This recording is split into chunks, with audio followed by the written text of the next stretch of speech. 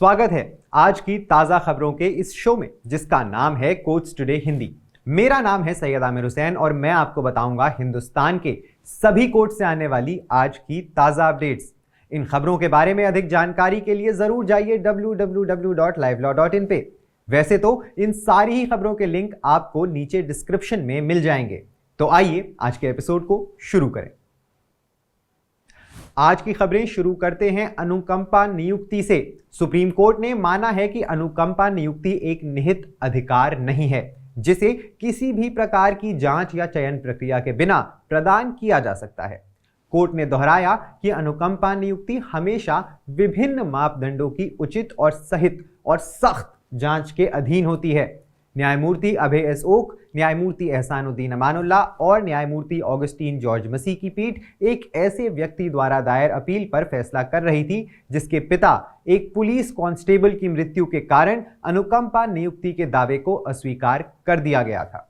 याचिकाकर्ता के पिता की मृत्यु 1997 में जब वो 7 वर्ष का था तब हो गई और उसने वयस्क होने के बाद 2008 में अनुकंपा नियुक्ति के लिए आवेदन किया। हालांकि हरियाणा सरकार ने 1999 की नीति का हवाला देते हुए दावे को खारिज कर दिया जिसमें कर्मचारी की मृत्यु के बाद 3 साल की सीमा लागू की गई थी।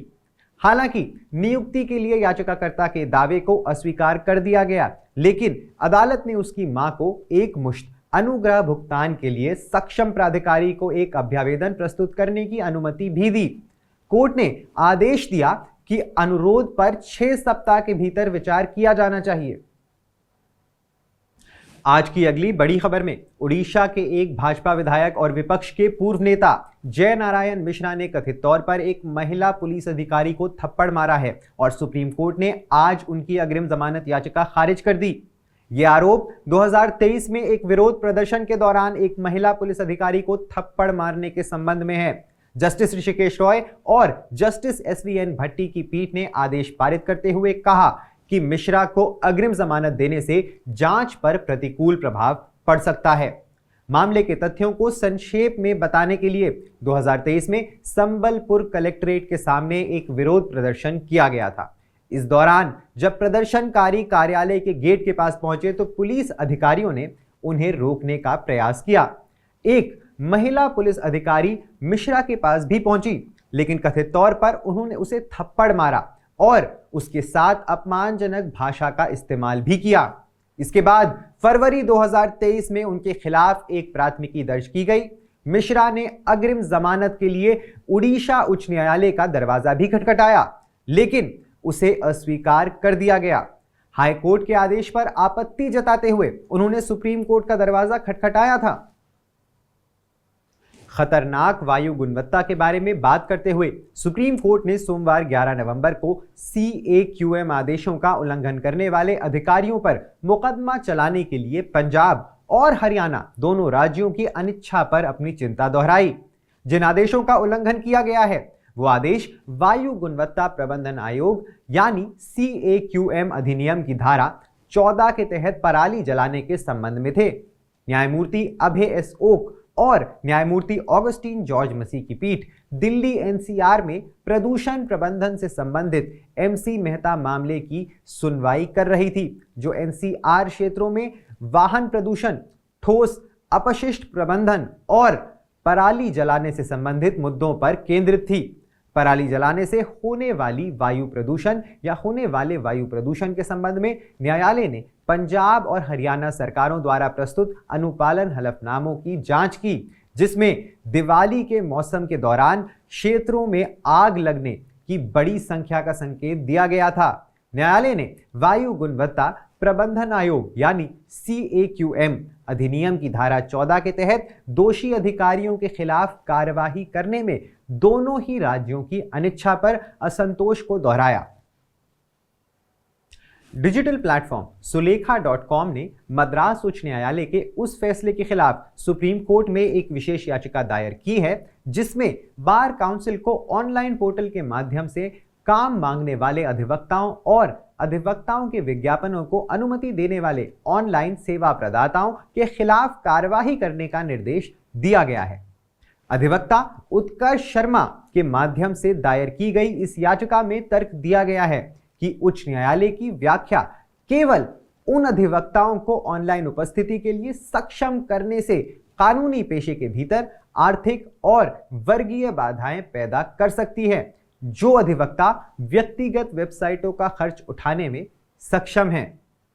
न्यायमूर्ति ऋषिकेश रॉय और न्यायमूर्ति SVN भट्टी की पीठ ने यह देखते हुए कि एक समान मामला लंबित था, वर्तमान याचिका को justdial.com यानी जस्ट डायल लिमिटेड बनाम PN विघ्नेश और अन्य के साथ टैग करने का आदेश दिया और 4 सप्ताह के भीतर वापसी योग्य एक नोटिस भी जारी किया। सुप्रीम कोर्ट ने आज 14 नवंबर को राजनीतिक नेताओं के भड़काऊ भाषण को रोकने के लिए दिशा निर्देशों की मांग करने वाली एक जनहित याचिका को खारिज करते हुए कहा कि नफरत फैलाने वाले भाषण के अपराध को किसी के द्वारा दिए गए गलत दावों या झूठे दावों के बराबर नहीं माना जा सकता है।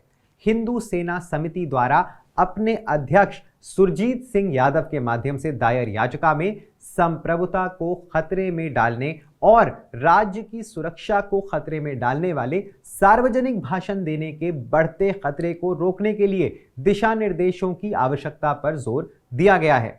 CJI संजीव खन्ना और न्यायमूर्ति संजय कुमार की पीठ ने यह मानते हुए जनहित याचिका पर विचार करने से इनकार कर दिया कि अदालत ने शाहीन अब्दुल्ला बनाम भारत संघ और अन्य के मामले में घृणास्पद भाषण के मुद्दे से पहले ही निपट लिया है। सुप्रीम कोर्ट ने कल 13 नवंबर को एक याचिका पर संक्षिप्त सुनवाई की जिसमें एसिड हमले से बचे लोगों और आंखों की स्थायी क्षति वाले व्यक्तियों के लिए समावेशी KYC यानी अपने ग्राहक को जाने प्रक्रिया के लिए दिशा निर्देश शामिल थे। जस्टिस JB पारदेवाला और जस्टिस पंकज मित्तल की पीठ ने याचिका पर सुनवाई की जिस पर कोर्ट ने 17 मई को नोटिस जारी किया था। इसमें याचिकाकर्ताओं ने डिजिटल KYC या eKYC प्रक्रिया के संचालन के लिए वैकल्पिक तरीकों के लिए उचित दिशा निर्देश तैयार करने के लिए केंद्र के अधिकारियों को नोटिस जारी करने की या निर्देश देने की मांग की थी। स्थायी रूप से आंखों की विकृति या आंखों में जलन से पीड़ित एसिड हमले से बचे लोगों के लिए डिजिटल KYC या eKYC प्रक्रिया को सभी विकलांग व्यक्तियों विशेष रूप से एसिड हमले से बचे लोगों के लिए अधिक सुलभ और समावेशी बनाने के लिए ये मांगा गया था। याचिका में नोटिस जारी करने वाले CJI DY Chandrachud, justice JB पारदेवाला और जस्टिस मनोज मिश्रा की अगुवाई वाली पीठ ने इसे एक बहुत महत्वपूर्ण मामला बताया था। दिल्ली की एक अदालत ने गुरुवार को आम आदमी पार्टी यानी आप के विधायक अमानतुल्लाह खान को उनकी अध्यक्षता के दौरान दिल्ली वक्फ बोर्ड भर्ती में कथित अनियमितताओं से जुड़े मनी लॉन्ड्रिंग मामले में रिहा करने का आदेश दिया। विशेष न्यायाधीश जितेंद्र सिंह ने CRPC की धारा 197 भाग 1 के संदर्भ में अपेक्षित मंजूरी की कमी के कारण PMLA के तहत खान के खिलाफ ED के पूरक आरोप पत्र पर संज्ञान लेने से इनकार कर दिया। न्यायाधीश ने कहा कि खान के खिलाफ सक्षम प्राधिकारी या सरकार से कोई मंजूरी रिकॉर्ड पर नहीं रखी गई थी। अदालत ने यह भी कहा कि मरियम सिद्दीकी के खिलाफ आगे बढ़ने के लिए कोई सबूत नहीं है जिसे ED ने पूरक आरोप पत्र में भी आरोपी के रूप में नामित किया था। सुप्रीम कोर्ट ने आज उस याचिका को खारिज कर दिया जिसमें चिकित्सा पेशेवरों या डॉक्टरों द्वारा रोगियों को लिखी जाने वाली दवाओं से जुड़े जोखिमों और प्रतिकूल प्रभावों का अनिवार्य रूप से खुलासा करने की मांग की गई थी। याचिकाकर्ता ने यह निर्देश देने की मांग की थी कि सभी चिकित्सा पेशेवरों को मरीजों को नुकसान के साथ क्षेत्रीय भाषा में एक अतिरिक्त पर्ची के रूप में दवा या दवा के उत्पाद से जुड़ी सभी प्रकार की संभावित जोखिम और दुष्प्रभावों के बारे में बताना चाहिए। न्यायमूर्ति BR गवई और न्यायमूर्ति KV विश्वनाथन की पीठ ने वकील प्रशांत भूषण, जो कि याचिकाकर्ता की ओर से पेश हुए थे, को सुनने के बाद यह आदेश पारित किया, जिन्होंने तर्क दिया कि मरीजों को होने वाले नुकसान का एक बड़ा हिस्सा दवाओं के प्रतिकूल प्रभाव से जुड़ा हुआ है। वकील का यह भी कहना था कि एक मरीज की सूचित सहमति में उसे निर्धारित उपचार के मतभेदों आदि के बारे में सूचित किया जाना चाहिए। हालांकि पीठ ने कहा कि प्रार्थना व्यवहारिक नहीं थी क्योंकि यदि इस प्रथा का पालन किया गया तो सामान्य चिकित्सक 10 या 15 मरीजों से ज्यादा रोगियों को देखने में सक्षम नहीं रहेंगे। इसके अलावा फार्मेसियों में अधिक भीड़ या अत्यधिक भीड़ तो अभी भी होती है और बड़ी संख्या में उपभोक्ता मामले भी आने की संभावना है। व्हाट्सएप पर प्रतिबंध लगाने के लिए दायर जनहित याचिका में सुप्रीम कोर्ट ने गुरुवार 14 नवंबर को जनहित याचिका खारिज कर दी। इस जनहित याचिका में देश में कानूनी अधिकारियों के आदेशों के कथित उल्लंघन के लिए व्हाट्सएप के संचालन पर प्रतिबंध लगाने के लिए केंद्र सरकार को निर्देश देने की मांग की थी। याचिकाकर्ता के वकील ने न्यायमूर्ति MM सुंदरेश और न्यायमूर्ति अरविंद कुमार की पीठ के समक्ष ये प्रस्तुत किया और कहा कि उच्च न्यायालय द्वारा ये जनहित याचिका केवल इस आधार पर खारिज की गई थी कि ये समय से काफी पहले थी। हालांकि आगे कुछ भी सुने बिना पीठ ने याचिका खारिज कर दी। याचिकाकर्ता ओमाना कुट्टन KG, एक सॉफ्टवेयर इंजीनियर, ने पहले व्हाट्सएप पर प्रतिबंध लगाने की मांग करते हुए केरल उच्च न्यायालय का रुख किया था और आरोप लगाया था कि ये सूचना प्रौद्योगिकी नियम यानी IT रूल्स 2021 के अनुरूप काम नहीं करते हैं। ज्यादा जानकारी के लिए सब्सक्राइब करिए हमारा YouTube चैनल या विजिट करिए हमारी वेबसाइट www.livelawin, जहां आप इन सारी ही खबरों के बारे में अच्छे से जान सकते हैं। लाइव लॉ हिंदी पे आपको हिंदी में सारी ताजा अपडेट्स भी मिल जाएंगी। अगर आपको ये वीडियो पसंद आया है तो इसे लाइक करिए और कमेंट करिए अपने व्यूज।